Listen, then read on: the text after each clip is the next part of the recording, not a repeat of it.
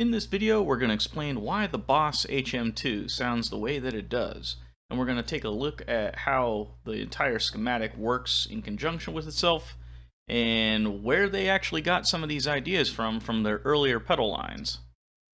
So here we have the general topology of a Boss HM2.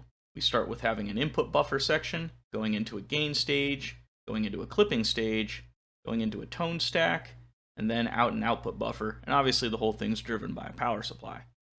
This is kind of common in general with most distortion pedals and overdrives and fuzzes, but the way this is laid out and the variety of things being used here is what makes the Boss HM2 sound unique. So let's take a look.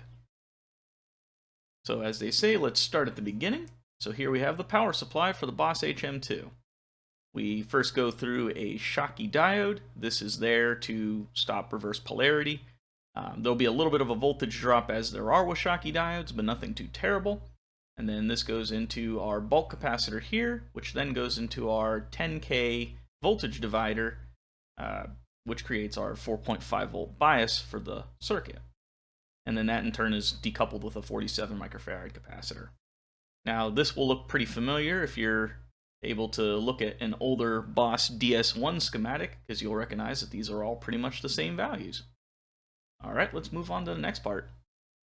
So now we have the input buffer section here. It's a JFET follower style, also known as a common drain amplifier or a source follower. It has a unity gain and provides a high input impedance, so it's preserving the signal quality and eliminating any tone sucking. So what we have here is our signal comes in to this bleeder resistor. This is an anti-pop resistor that we added on our Swedish Chainsaw. It wasn't found on the original Boss HM2, but we put it there for good measure. Then we have a in-series resistor here that protects the gate pin of the JFET from any surges.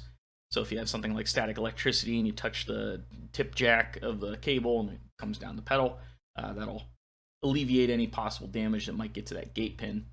Then we have a coupling capacitor here and a bias resistor. This will form a high-pass filter at about 3 Hz. That basically removes any DC oscillations, because obviously 3 Hz and below is subaudible. And then we have a source-to-ground resistor here, which is keeping the JFET at unity gain. Any value between 10K and 3.3K here will work fine. Now let's talk about the input impedance of this. So with JFETs, unlike BJTs or in a lot of cases, a lot of op amps, the input impedance is ridiculously high, theoretically infinite. So how do we calculate input impedance? Well, we'd have a parallel of our Q1 JFET, which is infinity, and then we have a parallel with R37's resistance, parallel with R4's resistance, plus the value of R3. So that would be infinity parallel to 2.2 meg, parallel to 1 meg, and then whatever all that is, plus 10K. And that roughly calculates out to close to 700K input impedance. So if you want to increase the input impedance here, you could probably bump the R4 resistor up to 2.2 meg, and that'll get the whole input impedance probably over a mega ohm, which is ideal. But even where it is right here, that's pretty dang good. Before we move into the next section here, the gain section, just wanted to note the input buffer here is actually modeled off of a slightly earlier Boss pedal input buffer, which was the Boss FA1, the FET amplifier. Actually uses this same exact circuit. But alright, let's move on over here to the gain stage. So here's the gain section of the Boss HM2, and a lot of the magic is happening in here. You'll recognize some of these little subparts of the circuit because this thing's just a big recycled mess really when it comes down to it. So the first thing you're going to see here is, we have a coupling capacitor, which then goes into our gain stage. And through this coupling capacitor and these 2 resistors here, we got ourselves yet another high-pass filter at around 27 Hz. Again, kind of subaudible, cleaning up some of the garbage coming in.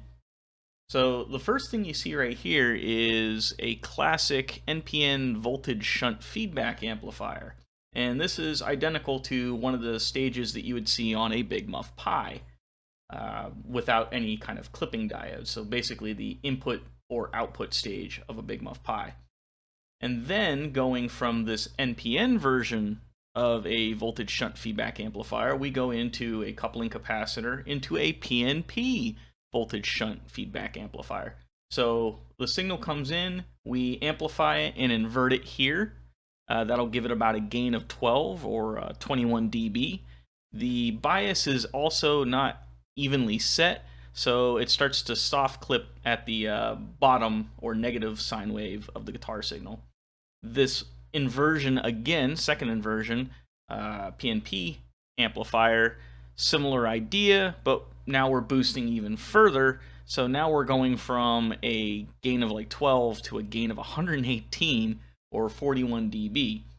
All in all, feeding a negative feedback loop here going into this op amp for some soft clipping. So now we take the two voltage shunt amplifiers, which, because it's been inverted once and then inverted again, it's now back to normal.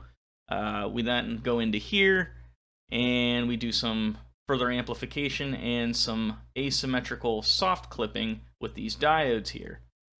And once we do all of that, there's a little bit of control here from the resistance on the negative feedback loop of how much distortion we're going to get, but this is kind of that idea where that's coming from.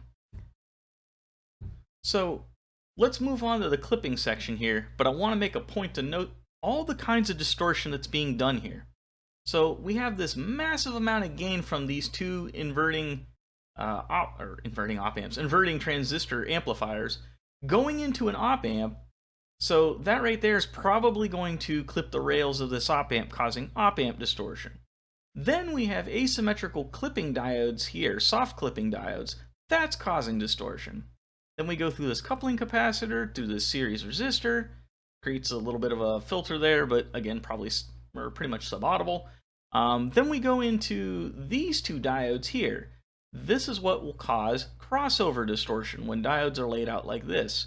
Typically, you want to use low forward voltage diodes like germanium diodes, which you can find in the original Boss HM2. But if you don't have germanium diodes, I've seen a lot of people use Schottky diodes because the forward voltage is low as well. And then in some other instances, I've also seen people populate these with silicon diodes like the 1N4148s. They'll work too. But after we go through this crossover distortion, we leave that through a series resistor going into some hard clipping diodes.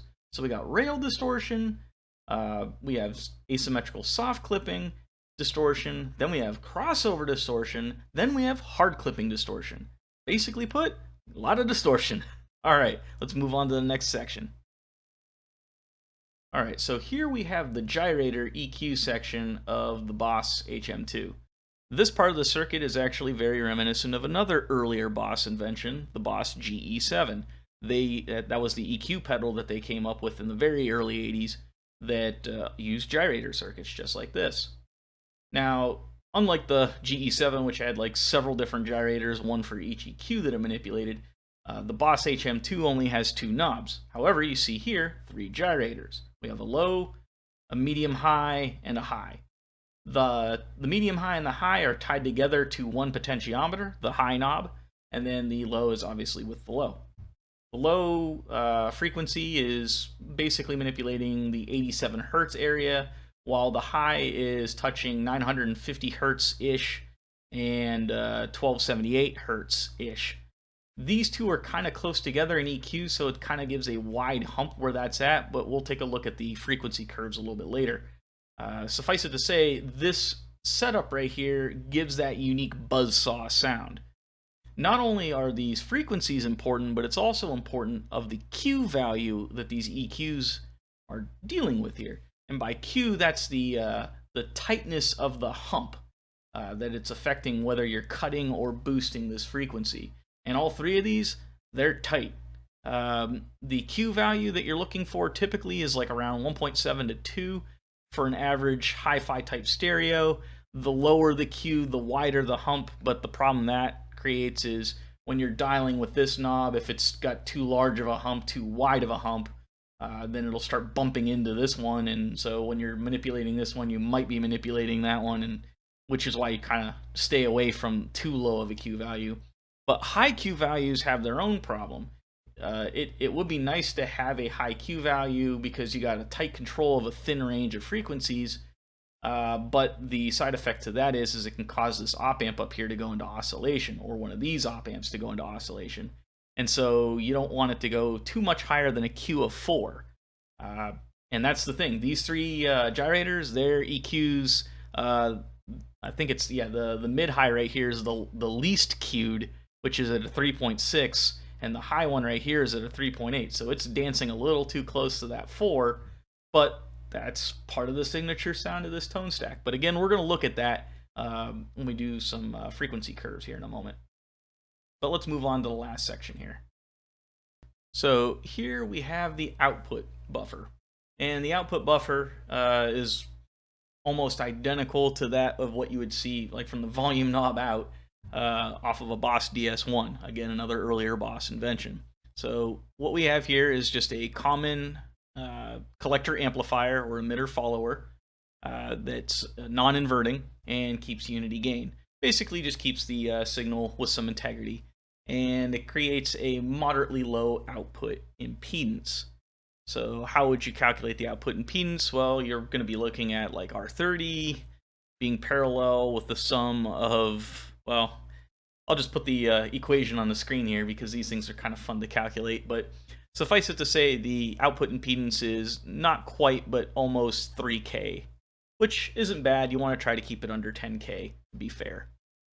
So that's the gist, like a quick rundown of the circuit for the Boss HM2. But let's take a look at some EQ responses to see why the signature sound looks the way it does.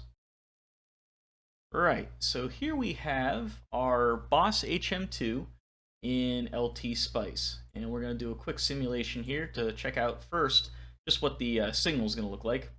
So we have the simulate edit simulation command. We have a transient of 10 milliseconds, and we have a signal of 0.132 volts at 1 kilohertz. So if we start at the beginning, as they so commonly say, we have our sine wave. All right, awesome. But now let's move our way through the circuit here. So here we are going into our JFET buffer, and leaving here. We have a signal that's basically the same as our input signal, just biased a little differently. Now we go into our first inverting amplifier circuit. And right here we can see that it's starting to, well, it's amplifying definitely, but we're also slamming into some of the upper rail here because it's starting to flatten out a bit. But then we go through our other non-inverting, and as you can see, let's look at our little circuit here. Let's look at it this way. So that's our original circuit, biased, getting amplified here, but inverted. And then further inverted, but very amplified. And as you can see right here, we're slamming the bottom of the rail. Or actually inverting this and amplifying it. So right now we're already seeing some distortion. We're not getting that perfect sine wave anymore. Then leaving this op amp here, we're further amplifying it and getting a little bit of a soft distortion here. You can kind of see it on these areas right there, causing a bit of soft clipping as we would expect to see from those diodes. But then when we leave here, now you can see our chopped up distortion. And this is just from a really small signal. Like if we actually did something like a power chord from a humbucker, let's take a look at what that might look like. Something like 400, like an active pickup. Resimulate that. And now it's got a lot more of a flat edge. That is a very distorted signal. All right, but now that we've seen kind of how the distortion's working, let's take a look at the frequency responses. So here we have the gyrator circuit set up on our LTspice, and I have, of course, to do traditional Swedish death metal, both of our potentiometers dimed. So let's take a look at what that's going to look like. So let's go to Sim, Edit Simulation, Let's set this over to AC analysis, type of sweep. We'll go with decade. Number of points, we'll go with 101. We'll start at a frequency of 20 hertz. And then we'll do a stop frequency of 33K. So this is what our frequency response curve looks like with both of the knobs dimed. Oh, yeah, probably would help if I tell it to run. So let's change this to not plotting the phase. And, well, we can set it here with dB, or we can set it to linear.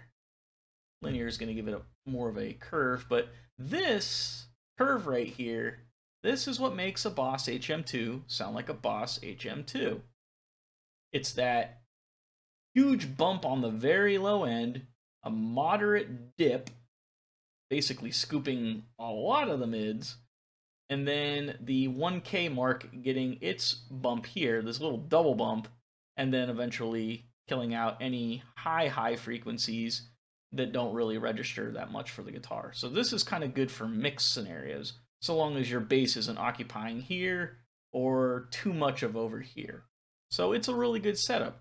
But the one thing that's interesting to note is a lot of people like to take the Boss HM2 and do this mod where they break the two gyrator circuits apart, and I just don't really see how that's going to do too much.